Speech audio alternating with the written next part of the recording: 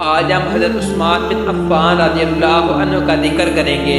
آپ کو ذو النورین کہا جاتا ہے کیونکہ رسول اللہ صلی اللہ علیہ وآلہ وسلم کی دو صاحبزادیاں آپ کے نکاح میں تھیں۔ پہلے حضرت رقیہ اور ان کے وفات کے بعد حضرت ام کلثوم آپ کے نکاح میں آئی۔ حضرت ام کلثوم کے وفات کے بعد حضور صلی اللہ علیہ وآلہ وسلم نے فرمایا کہ اگر میری 40 بیٹیاں ہوتی تو یکے بعد دیگر حضرت عثمان کے نکاح میں دے دیتا۔ اسلام اور مسلمانوں کی بھلائی کے لیے بے مثال سخاوت کی وجہ سے آپ غنی کہلائے۔ حضرت عمر نے اپنی شہادت سے پہلے خلافت کے لیے 6 نام دیے۔ ان میں سے مشورے سے حضرت عثمان رضی اللہ عنہ کو خلیفہ بنایا گیا۔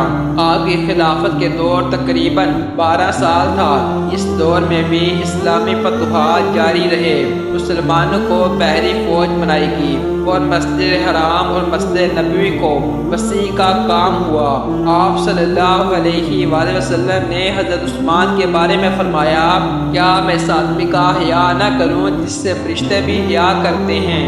آپ جب اسلام لائے تو آپ کے چچا نے نئے دین کو اپنانے سے منع کیا، اور جب آپ نے انکار کیا تو ڈرایا دھمکایا، پھر چٹائی میں لپیٹ کر مارا پیٹا، لیکن آپ نے کسی صورت میں بھی اسلام کو چھوڑنے پر راضی نہ ہوئے۔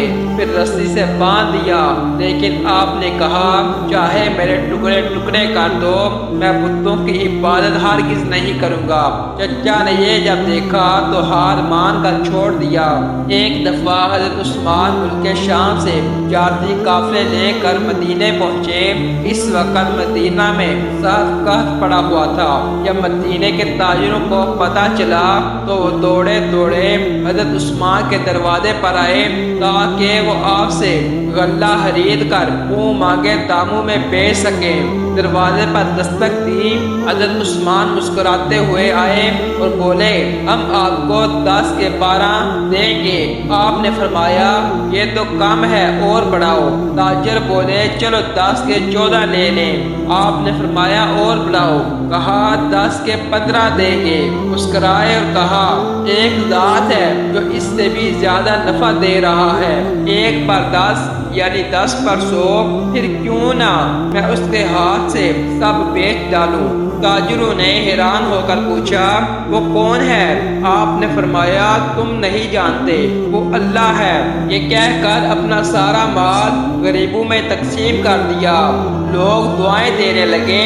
اس رات عبداللہ بن عباس نے ایک خواب دیکھا کہ رسول اللہ صلی اللہ علیہ وآلہ وسلم ایک گھوڑے پر سوار تھے، جسم مبارک پر نور کا لباس تھا۔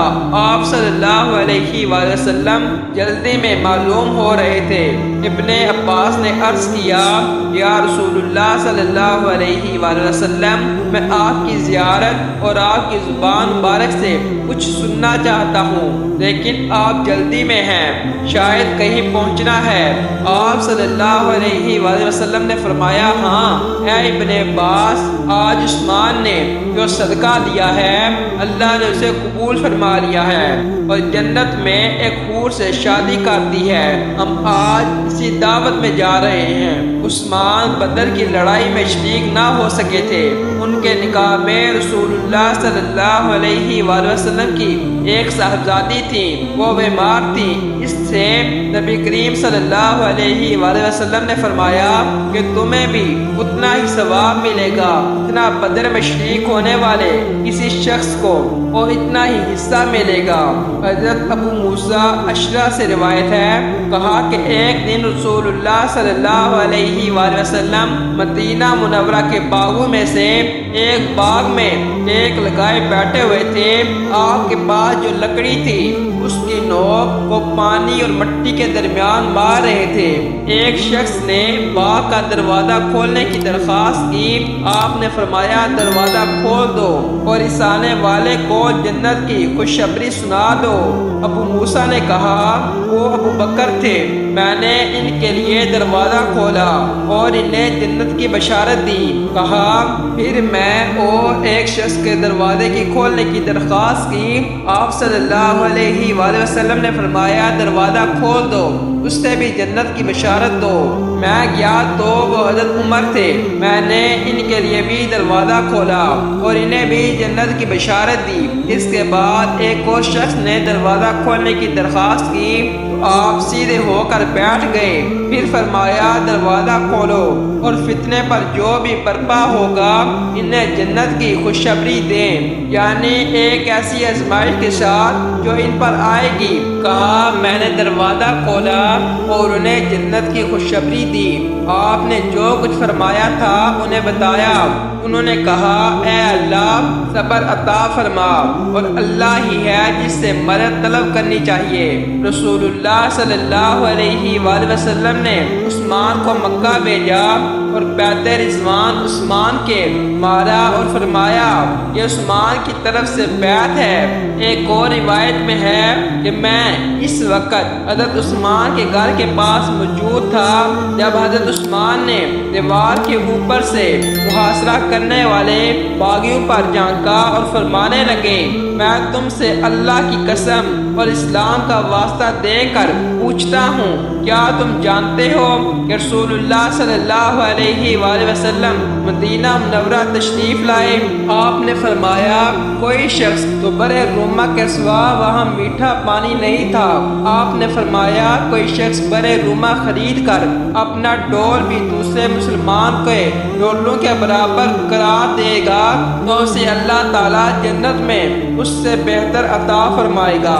میں نے اپنے خاص مال سے وہ کنواں خریدا اور میں نے اس میں اپنے ڈول کو عام مسلمانوں کے ڈولوں کے برابر ہی سمجھا، جبکہ آج تم نے مجھے اس سے پانی پینے سے روک رکھا ہے، حتیٰ کہ میں سمندری پانی جیسا نمکین پانی پیتا ہوں۔ حاضرین نے کہا ہاں اللہ کی قسم یہ بات صحیح ہے۔ حضرت عثمان نے فرمایا میں تم سے اللہ کی قسم اور اسلام کا واسطہ دے کر پوچھتا ہوں، کیا تم جانتے ہو کہ میں نے غزوہ تبوک کا تنگی والا لشکر اپنے مال سے تیار کیا تھا؟ انہوں نے کہا اللہ کی قسم ہاں۔ پھر فرمایا میں نے اپنے خاص مال سے وہ احاطہ خریدا اور مسجد میں اضافہ کر دیا۔ آج تم نے مجھے اس مسجد میں 2 رکعت پڑھنے سے روک رکھا ہے۔ حاضرین نے کہا اللہ کی قسم آپ صحیح کہہ رہے ہیں۔ آپ نے فرمایا میں تم سے اللہ کی قسم اور اسلام کا واسطہ دے کر پوچھتا ہوں، کیا تم جانتے ہو کہ رسول اللہ صلی اللہ علیہ وآلہ وسلم مکہ مکرمہ کے سبیر پہاڑ پر تھے، پہاڑ میں حرکت ہوئی تو رسول اللہ صلی اللہ علیہ وآلہ وسلم نے اس پر اپنا پاؤں مارا اور فرمایا اے سبیر سکون سے رو، تجھ پر اس وقت ایک نبی، ایک صدیق اور وہ شہید ہے۔ حاضرین نے کہا اللہ کی قسم سچ ہے۔ اپنے نعرہ تکبیر بلند فرمایا اور کہا رب کعبہ کی قسم میرے مخالفین نے انہوں نے میرے حق میں گواہی دے دی ہے کہ میں شہید ہو گیا ہوں۔ آپ کو 18 ذی الحج کو اس وقت شہید کر دیا گیا جب آپ قرآن مجید کی تلاوت کر رہے تھے، آپ کو جنت البقیع میں دفن کیا گیا۔ حضرت عثمان غنی رضی اللہ عنہ کا ذکر اگر آپ کو اچھا لگا تو ویڈیو کو لائک کر دیں اور دوستوں تک شیئر کر دیں۔ اگر آپ ہمارے چینل پر پہلی بار آئے ہیں تو چینل کو سبسکرائب کر دیں۔ میں ملوں گا ایک نیو ویڈیو کے ساتھ۔ اللہ حافظ۔